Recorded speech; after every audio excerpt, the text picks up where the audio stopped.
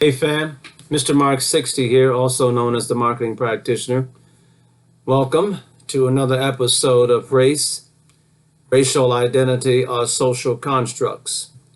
This will be video number 4. I want to remind everyone, if you would, to subscribe to the page, like the page, and don't forget to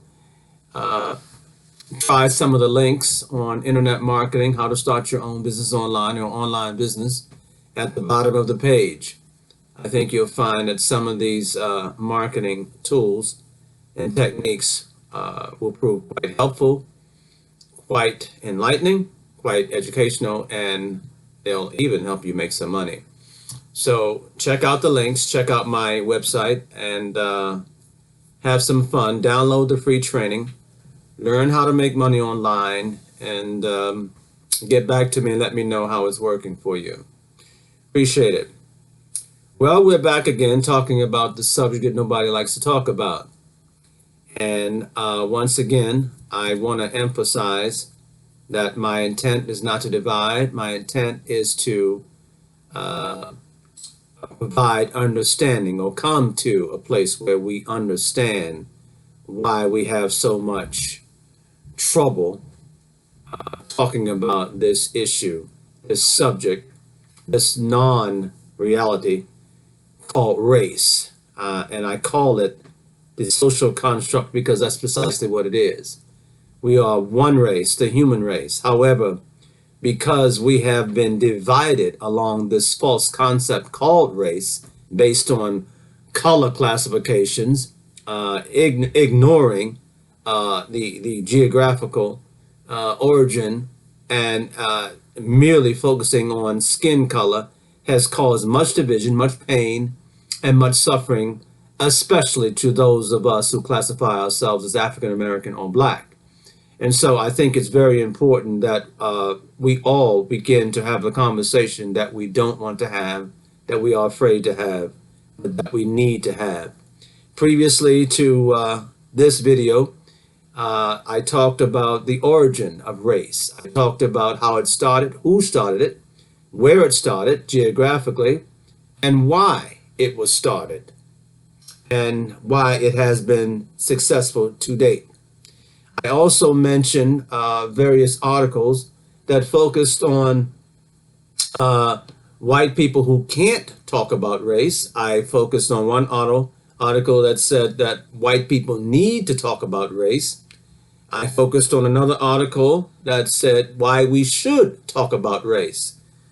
Today, I'm going to focus on an article that hits near and dear to me, because previous to any of these talks I'm having with you, it mirrors my feelings about why I don't like to talk about race, or in the past have not enjoyed talking about race with white people.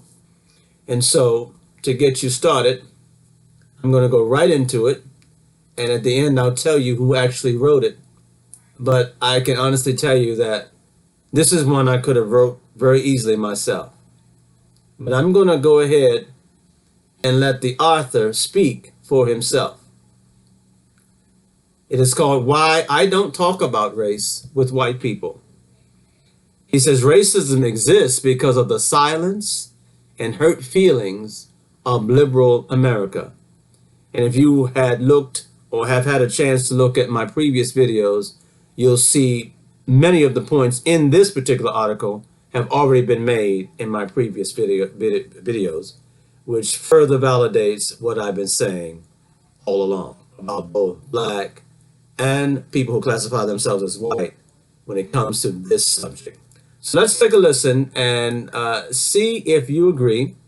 And I look forward to your comments. I'm still waiting for more people to look at some of these videos and then give me their comments, because again, I know that it's a very touchy and very emotional subject, but I also know that people have very definite reasons for not wanting to talk about it.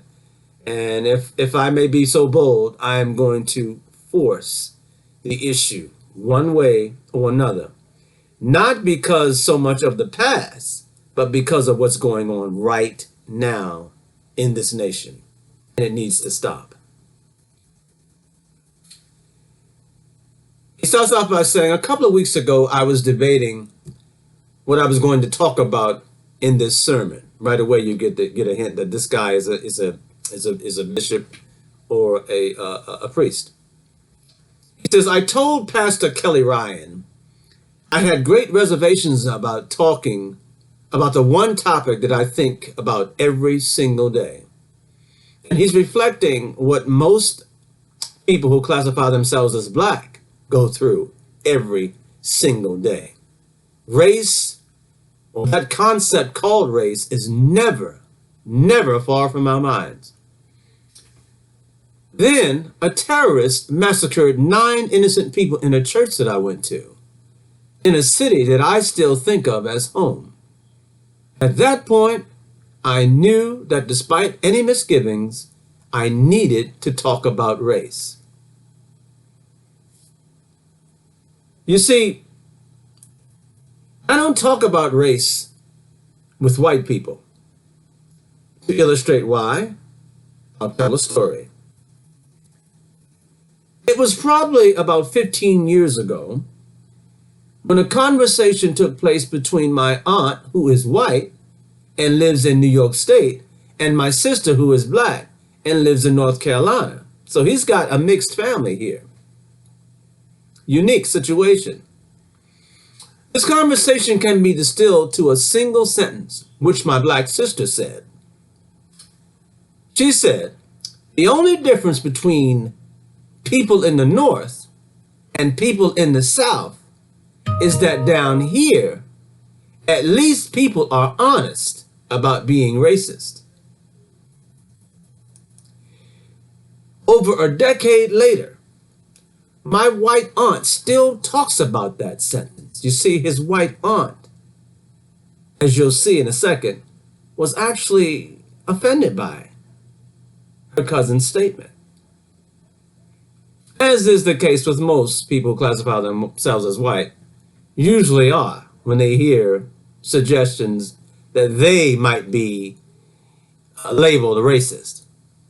I don't even have to be talking about you individually as a white person, but immediately you get tense.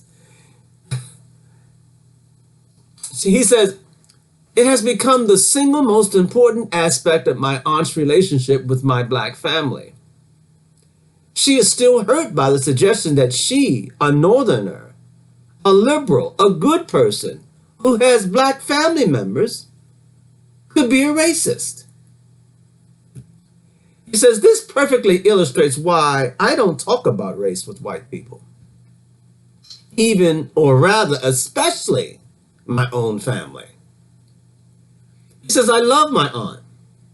She's my favorite. She's actually my favorite aunt. And believe me, I have a lot of awesome aunts to choose from. But the facts are actually quite in my sister's favor on this one. New York State is one of the most segregated states in the country. Buffalo, New York, where my aunt lives, is one of the 10 most segregated school systems in the country. The racial inequality of the area she inhabits is so bad that it's been the subject of reports by the Civil Rights Action Network and the NAACP. Those, however, are facts that my aunt does not need to know. She does not need to live with the racial segregation and oppression at her home.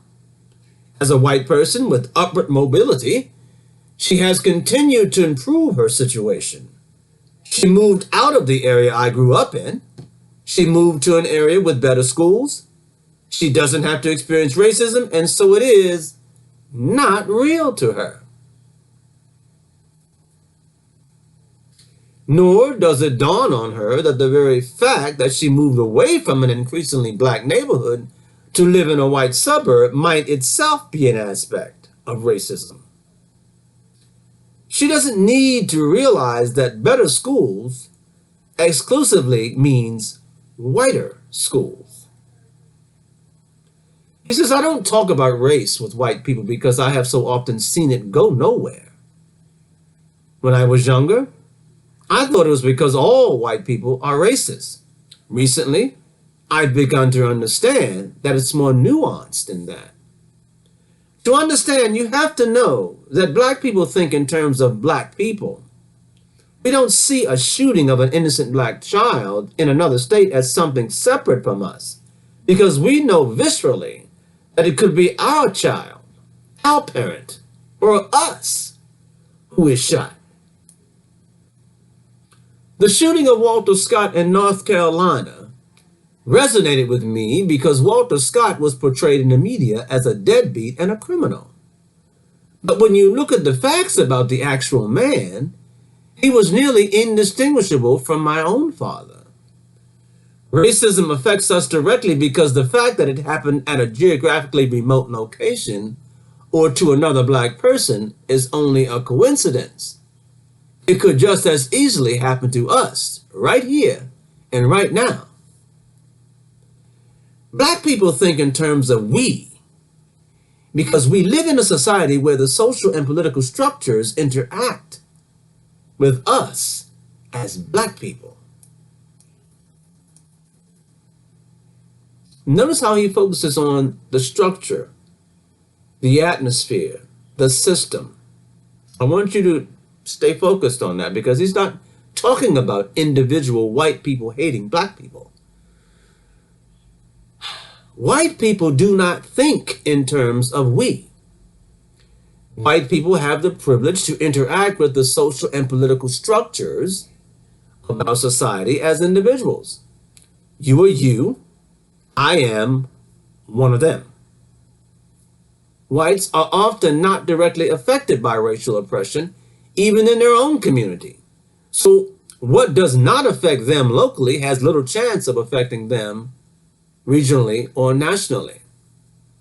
They have no need nor often any real desire to think in terms of a group. They are supported by the system and so are mostly unaffected by it. What they are affected by are attacks on their own character.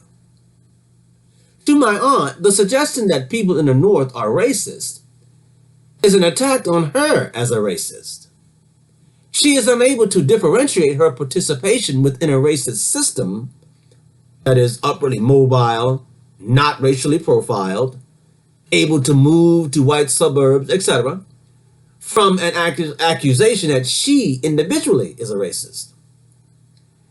Without being able to make that differentiation, white people in general decide to vigorously defend their own personal non-racism or point out that it doesn't exist because they don't see it.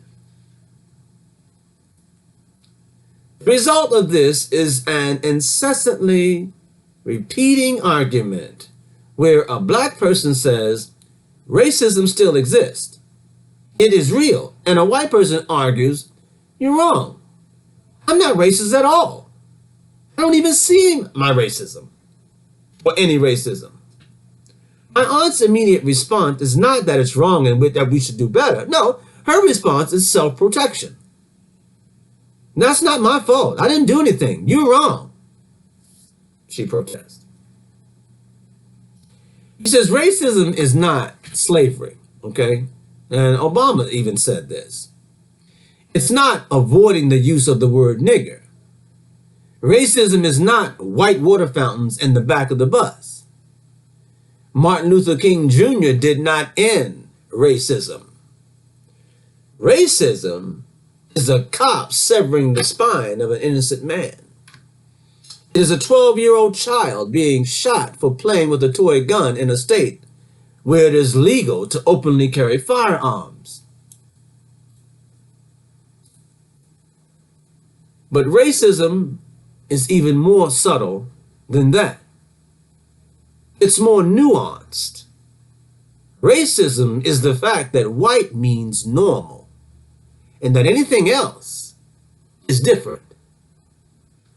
Racism is our acceptance of an all-white Lord of the Rings cast because of historical accuracy, ignoring the fact that this is a world with an entirely fictionalized history. Even when we make shit up, we want it to be white. And racism is the fact that we all accept that it is white. Benedict Cumberbatch playing Khan in Star Trek. Khan, who is from India. Is there anyone whiter than Benedict Cumberbatch? What? They needed a less racial cast because they already had Black Uhuru character. That is racism. Once you let yourself see it, it's there all the time. And it's not my imagination, folks. It's just opening your eyes and being honest. He says black children learn this when their parents give them the talk. When they are sat down at the age of 5 or so and told that their best friend's father is not sick, he's just in a bad mood. He's not in a bad mood. He just doesn't want his son playing with you. Black children grow up early to life in the matrix. We're not given a choice of the red or blue pill. Most white people, like my aunt, never have to choose. The system was made for white people, so white people don't have to think about living in it. And this is important because this is what I'm trying to bring out to those of you who might classify themselves as white and be looking at this video. You know that most of what I'm saying is true. In your heart of hearts, you know this is true. You have to. But black people can't point this out. Living every single day with institutionalized racism and then having to argue its very existence is tiring, saddening, and angering. Yet if we express any emotion while talking about this subject, we're tone policed. We're told we're being angry. In fact, a key element in any racial argument in America is the angry black person. How many times have we heard that? And racial discussions shut down when that person speaks. The angry black person invalidates any arguments about racism because they are just being overly sensitive or too emotional or playing the race card. Or even worse, we're told that we're being racist. Does any intelligent person actually believe a systematically oppressed demographic has the ability to oppress those in power?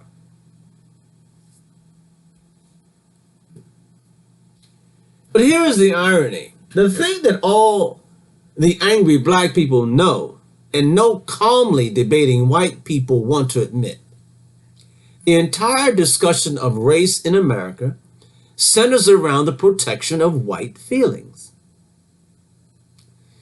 Ask any black person and they'll tell you the same thing. The reality of thousands of innocent people being raped, shot, imprisoned, and systematically disenfranchised are less important than the suggestion that a single white person might be complicit in a racist system.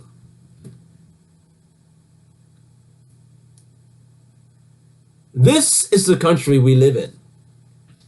Millions of black lives are valued less than a single white person's hurt feelings. You see why we need to talk about this? Because more and more the truth of the matter is coming out.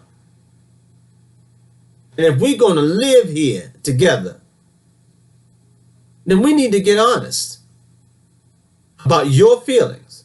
And I'm talking about you who classify yourself as white. We need to get honest about the fact that you are bothered, as I said in previous videos, by the fact that you know what's going on in many black lives. You know that black lives matter too. Let me go on. White people and black people are not having a discussion about race. Black people, thinking as a group, are talking about living in a racist system. White people, thinking as individuals, refuse to talk about I, racist, and instead protect their own individual and personal goodness. In doing so, they reject the existence of racism. But arguing about personal non-racism is really missing the point.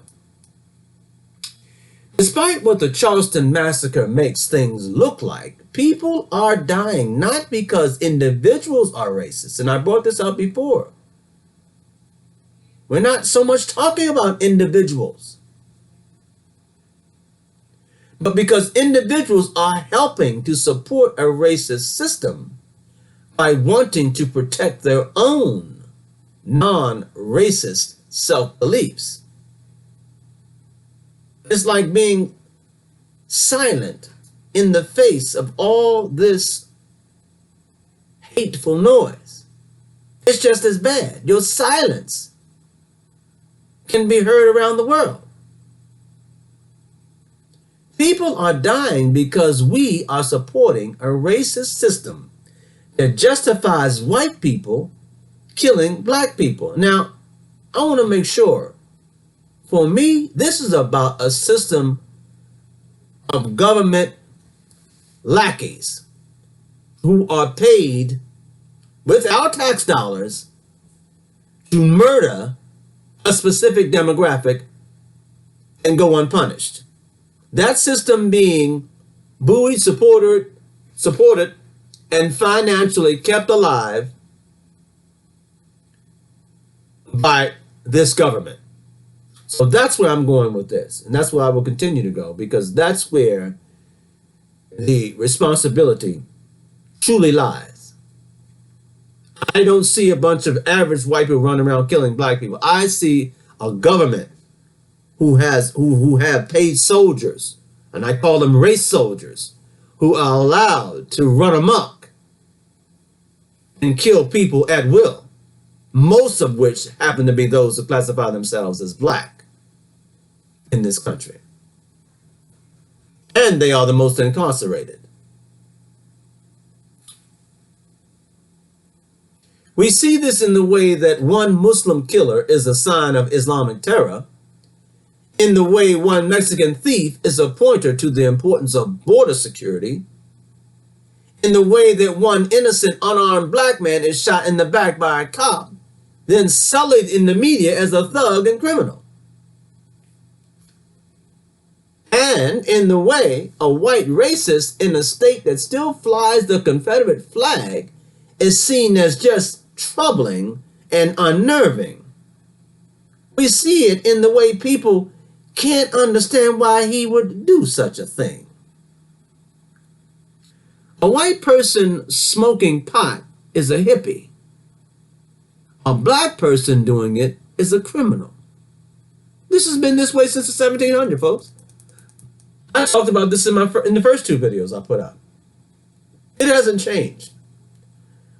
It's not that we committed more crimes historically in this nation. It's just that what we do is simply been criminalized. And the person who classifies himself as white can do the same thing, but he is not criminalized. It's just that simple. Do the history, do the research. Standing around on the corner was criminalized. So during the days of slavery and Jim Crow, they said more and more black people going to jail. Yeah, because you criminalized our very existence. Do the research. It's there. It's all documented. There's a headline from The Independent that sums this up quite nicely. Charleston shooting. Black and Muslim killers are terrorists and thugs. Why are white shooters called mentally ill? This is the headline. He says, did you catch that? It's beautifully subtle. This is an article specifically about the different way we treat people of color in this nation. And even in this article's headline, the white people are shooters and the black and Muslim people are killers. It's very easy to criminalize a group of people. All you have to do is put it in print. And shout it out through the megaphone of the media. Eventually everybody comes to believe it, simply because they keep hearing it over and over and over. Even when we're talking about racism, We're using racist language to make people of color look dangerous and make white people come out as not so bad. Just let that sink in for a minute and then ask yourself why black people are angry when they talk about race. And I'm glad he said this because I couldn't have said it any better myself. I have to struggle not to get angry when I think and talk about this subject, which is precisely why I'm doing it. It does help assuage some of my anger. The reality of America is that white people are fundamentally good, and so when a white person commits a crime, it is a sign that they, as an individual, are bad. Their actions as a person are not indicative of any broader social construct. Even the fact that America has a growing number of violent hate groups, populated mostly by white men, and that nearly all serial killers are white men, cannot shadow the fundamental truths of white male goodness. In fact, we like white serial killers so much, we make miniseries about them. Ain't that the truth? White people are good as a whole and only act badly as individuals. People of color, especially black people, but boy, we can't talk about the Mexicans in this community, are seen as fundamentally bad. There might be a good one, and we are always quick to point them out to our friends, show them off as our Academy Award for Best Non-Racist in a White Role. But when we see a bad one, it's just proof that the rest are, as a rule, bad. All of this expectation, treatment, thought, the underlying social system that puts white in the position of normal and good and black in the position of other and bad is racism. Systemic, endemic.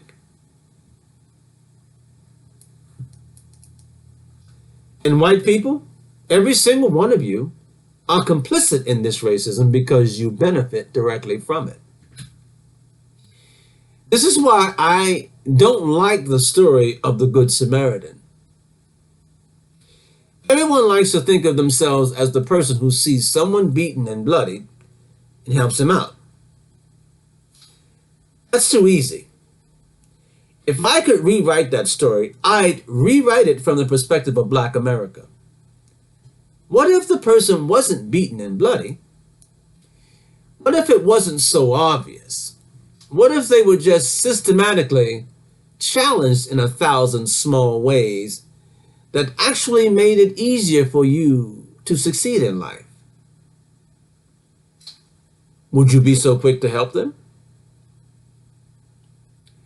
Or would you, like most white people, stay silent and let it happen? Here's what I want to say to you.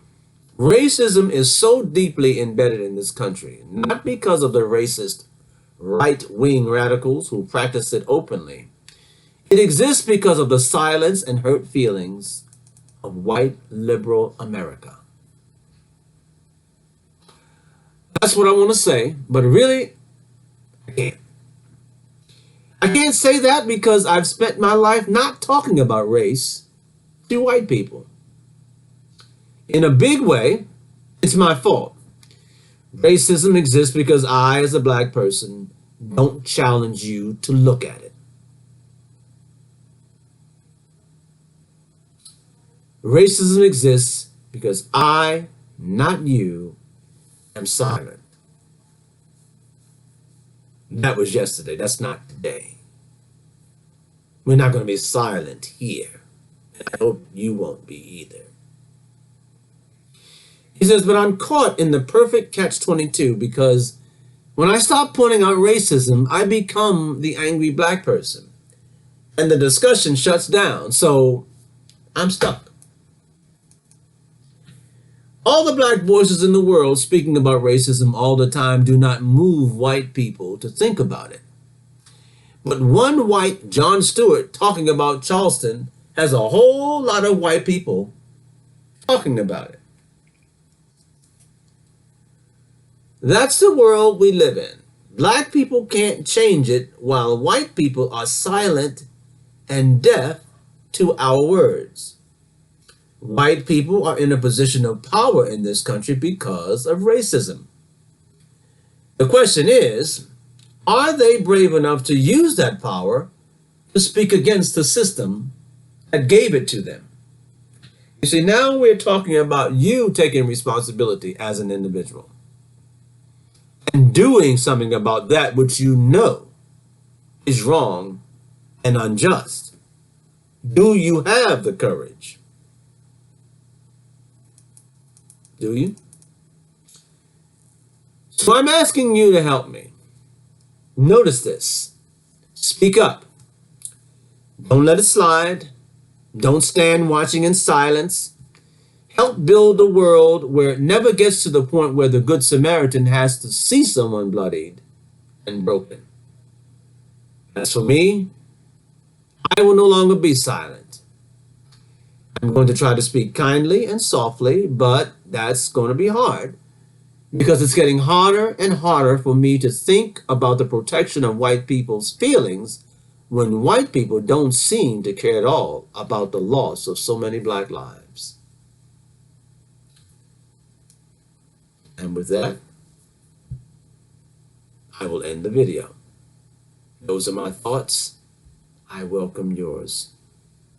Until the next video, be safe, everybody. Peace.